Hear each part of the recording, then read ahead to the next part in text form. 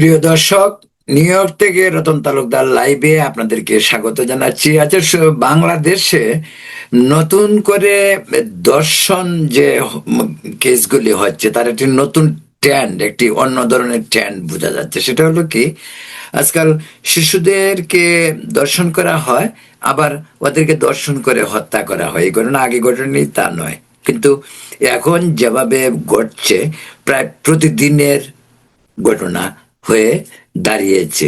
সেটা হোক মাদ্রাসায়, হোক মসজিদে, হোক কোনো ইসেতে, কোনো পরিবারের ভিতরে। যেমনটি ন্যাক্কারজনক ঘটনা, যে অত্যন্ত দুঃখজনক, অত্যন্ত বেদনাদায়ক, অত্যন্ত বর্বরচিত ঘটনা যেটি ঘটেছে, রাশিমা হত্যাকাণ্ড, রেপ, তারপরে তাকে হত্যা করা হয়। এর চেয়ে বর্বর পশুত্বের কাহিনী আর কাকে বলা যেতে পারে? রামিসা হত্যাকাণ্ড সারা পৃথিবীতে অত্যন্ত আলোচিত ঘটনা। যে বিষয়টি মানুষের বিবেককে শুধু নাড়া দেয় না, মানুষের অস্তিত্ব কেউ পর্যন্ত নাড়া দেয়। যেমনটি ঘটনা সারা দেশেই প্রতিদিন। যেমন আমি কালকেই থেকে আজকে 24 ঘন্টায় বাংলাদেশের কাগজে, বিশ্বে বিভিন্ন দেশের কাগজে বাংলাদেশের দর্শন নিয়ে যে সমস্ত স্টোরিগুলি পড়লাম, তাতে মনে হলো যে আমরা যেন কোন মধ্যযুগীয় সমাজে ফিরে যাচ্ছি। প্রায় প্রতিদিনেই মাদ্রাসায় বলাৎকার, প্রায় প্রতিদিনেই মাদ্রাসায় দর্শন। এবং আজকাল এই যে বললাম নতুন ট্রেন্ড শুরু হয়েছে, সেটা হলো দর্শন করে তাকে আবার মেরে ফেলা। মানে গা শিহরিয়ে ওঠার। মানুষ কি এতই পশুত্বে এই যুগে? বাংলাদেশ তো এখন আগের চেয়ে অনেক বেশি উন্নতই বলবো। হতদরিদ্র বাংলাদেশ এখন আর নেই। তারপরেও মানুষের চিন্তা চেতনায়, মননশীলতায় এত দুর্বল আমাদের মানসিকতা, আমরা অবলীলায় এসব অপকর্মগুলি করে যাচ্ছি। প্রিয় দর্শক, বলছিলাম যে মাদ্রাসায় ব্যাপকভাবে এজন্য সংক্রামক রোগ যেন মহি রূপ নিয়ে অবতীর্ণ হয়েছে। বাচ্চা শিশুরা মাদ্রাসায় পড়ে, এতিমখানায় থাকে। ওই সমস্ত পরিবার কারা আজকে মাদ্রাসায় যায়? আপনারা বলুন তো, কোন রাজনৈতিক নেতার সন্তান মাদ্রাসায় পড়ে? আপনারা বলুন তো, কোন ব্যবসায়ীর সন্তান মাদ্রাসায় পড়ে? আপনারা বলুন তো, কোন প্রভাবশালী, সমাজের যেভাবেই প্রভাবশালী হোক, সে তার সন্তান মাদ্রাসায় পড়ে? মাদ্রাসায় পড়ে গরিব, মধ্যবিত্ত, নিম্ন মধ্যবিত্ত পরিবারের, গ্রামীণ পরিবেশে যারা বসবাস করে, যাদের সন্তানরা আধুনিক স্কুলে যেতে পারে না বা যাওয়ার সামর্থ্য নেই, তারাই তো মাদ্রাসায় যায়।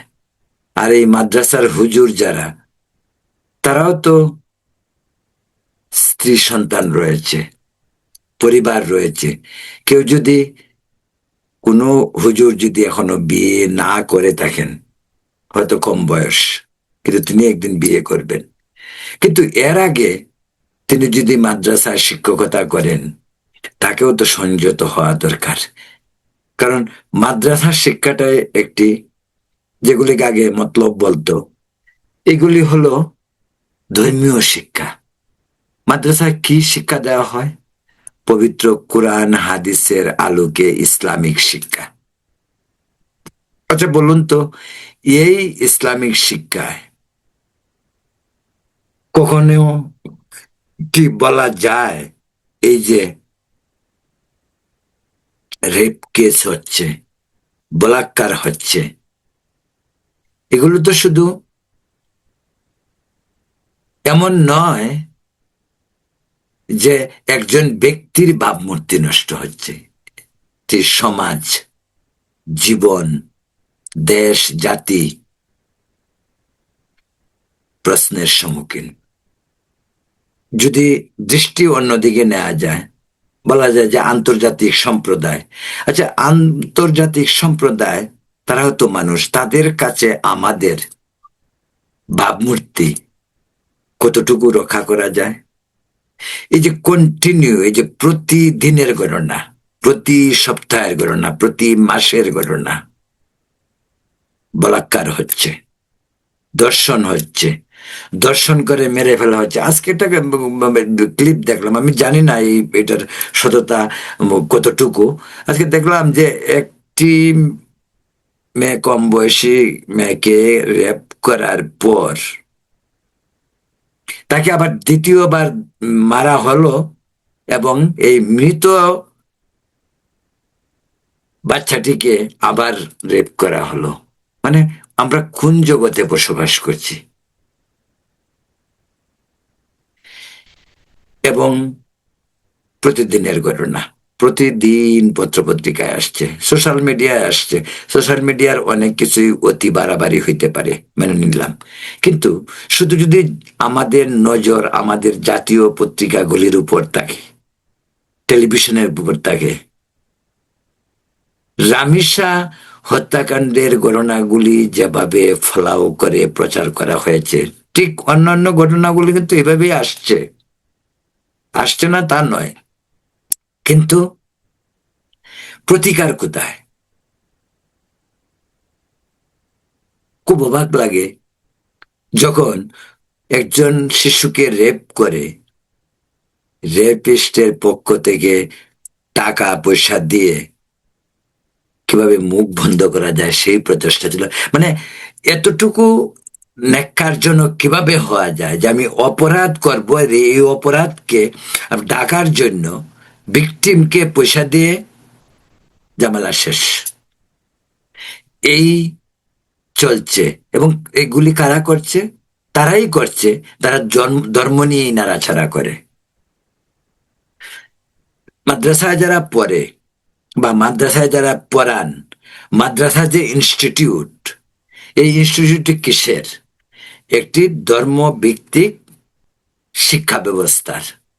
আর এই ধর্মভিত্তিক শিক্ষা ব্যবস্থার উৎস পবিত্র কোরআন এবং পবিত্র হাদিস, তাই তো? মাদ্রাসায় তো ইসলাম শিক্ষা দেওয়া হয়, ওখানে তো হিন্দু ধর্ম শিক্ষা দেওয়া হয় না। মাদ্রাসায় তো ইসলাম শিক্ষা দেওয়া হয়, ওখানে তো খ্রিস্টান ধর্ম শিক্ষা দেওয়া হয় না। মাদ্রাসায় তো ইসলাম ধর্ম শিক্ষা দেওয়া হয়, মাদ্রাসায় তো বুদ্ধ ধর্ম, খ্রিস্টান ধর্মের শিক্ষা দেওয়া হয় না। তো এই যদি সিচুয়েশন হয়, তাহলে ইসলাম, এই যে সারা দুনিয়ায় আজকে ইসলাম ফোবিয়া, ঘৃণা, এই সমস্তর কারণ কি? এ সমস্ত কারণ, এ সমস্ত মূল উৎস যদি খুঁজতে হয়, তাহলে খুঁজতে হবে এই যে বাংলাদেশ সহ পাকিস্তান বা ভারত, বিভিন্ন জায়গায় ধর্ম নিয়ে যে অতি বাড়াবাড়ি, ধর্মের নামে অধর্মের কাজ, মানুষকে ঘৃণা করা। পবিত্র কোরআন মানুষকে ঘৃণা করার শেখায়নি। পবিত্র হাদিস, যেটি হজরত মোহাম্মদ, তার শেখাননি। তিনি কি বিদায় হজের ভাষণে হজরত মোহাম্মদ কি কোথাও বলছে মানুষকে হিংসা শেখানোর জন্য? আজকে ঈদ, আগামী সপ্তাহে ঈদ নিয়ে মানুষের উল্লাস হবে, আনন্দ হবে, উৎসবের আমেজ, সে যে ধর্মেরই হোক, ধর্ম যে মূল ভিত্তি সেটা হলো মানুষের মাঝে সম্প্রীতি, মানুষের মাঝে ভালোবাসা, মানুষের মাঝে ত্যাগ। এই যে আজকে কোরবানির ঈদ হবে, কেন কোরবানি? কুরবানি তো মানেই ত্যাগ, ত্যাগ স্বীকার করা, সংযম, ধৈর্য, এসবই তো ইসলামের শিক্ষা। কিন্তু সে থেকে অনেক দূরে আজকে আমরা। কেন? প্রতিকার নেই। যে রাষ্ট্রযন্ত্র প্রতিকার করবে সে নিজেই তো দেউলিয়া।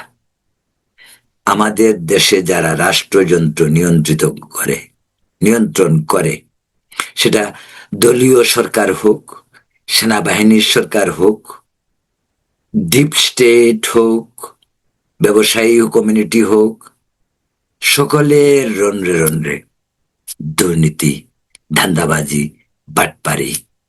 এজন্যই আজ আমাদের সমাজ অনেক কুলুষিত বিভিন্নভাবে।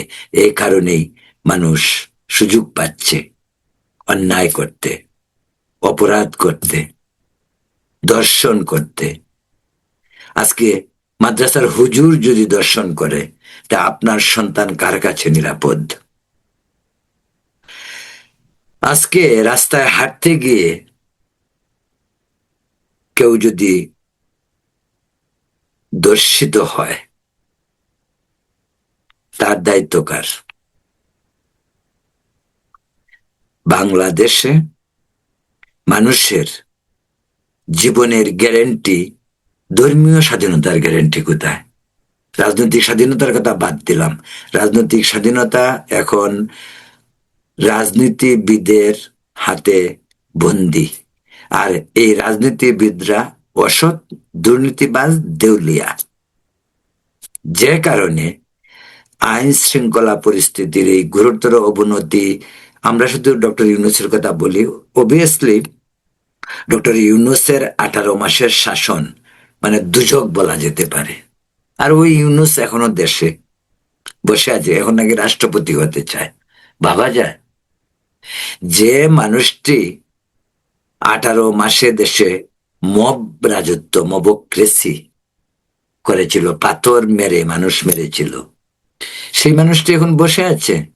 যে মানুষটি নির্বাচন দেওয়ার জন্য তালবাহানা করেছিল, যে মানুষটি নির্বাচন দিতে গিয়ে বিএনপিকে নাকানো চুবানো খাওয়া ব্যবস্থা করেছিল, সেই মানুষটি আশা করে এই বিএনপির কাছ থেকে আবার রাষ্ট্রপতি হওয়ার জন্য, এবং সে লবিং করছে। এই হলো অসৎ। আবার সে নোবেল বিজয়ী, সে আবার মানবাধিকার। পশ্চিম দুনিয়ায় নাকি তার খুব নাম ডাক। তো এখন যায় না কেন? ঘরে বসে আছে কেন? ওই যে রাষ্ট্রপতি হবে, তারেক রহমান তাকে রাষ্ট্রপতি বানাবে। প্রিয় দর্শক, বলছিলাম ওই যে কান টানলে মাথা আসে, কথার প্রেক্ষিতে কথা আসে। বলছিলাম এই যে মাদ্রাসা থেকে শুরু করে এতিমখানা, বিভিন্ন প্রতিষ্ঠানে যে বলাৎকার, যে রেপ, রেপ করে আবার মেরে ফেলা, মৃত ডেড বডিকেই রেপ করা, আবার এই যে নৈরাজ্য, এই যে সামাজিক অবক্ষয়, স্খলন ঘটেছে, তা থেকে আমাদের পরিত্রাণ পেতে হবে। সেই পরিত্রাণের দেখুন, যেখানে মানুষ, আগেও বলছি, যেখানে মানুষ ধর্ম শিক্ষার জন্য যাবে, যে শিক্ষাগুরু, মাদ্রাসার শিক্ষক হোক পুরুষ হোক মহিলা, তাদের দ্বারাই যদি অপকর্ম হয়, তাহলে আশ্রয় কোথায়? ধর্মীয় শিক্ষার মূল্যবোধ মানুষকে কোথায় নিয়ে যাবে? প্রিয় দর্শক, এখন এ পর্যন্তই। অন্য কোনো ইস্যু নিয়ে অবিলম্বে আপনাদের সঙ্গে আবার কথা বলবো। এই পর্যন্ত ভালো থাকুন, সুস্থ থাকুন। ঈদ মুবারক।